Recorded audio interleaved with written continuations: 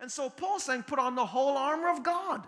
And do you realize that one of the armor, one of the pieces that we can use as protective gear, as offensive and defensive, is prayer? How many knew that prayer is a weapon? Did you know that? I mean, the Bible teaches that. In Ephesians 6 and verse 18, Paul says, and pray in the Spirit on all occasions, with all kinds of prayers and requests.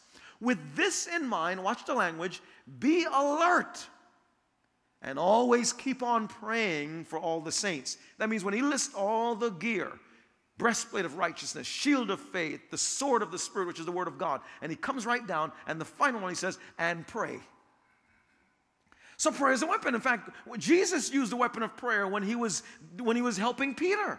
Simon Peter, he had this conversation with Peter, which is Simon Peter. He says to him in Luke 22, verse 31 and 32, he says, Simon, Simon, Satan has asked to sift you as wheat, to shake up your life, so everything that's valuable is lost. Watch what Jesus said. But I have prayed for you, Simon, that your faith may not fail. So the weapon Jesus used to protect Peter and to ensure that Peter fulfills his destiny and the promises of God for his life, Jesus said, I have prayed for you. Watch how specific his prayer was. That your faith may not fail. So I want you to see that we need to use prayer as a weapon. And you want to know how to use prayer as a weapon.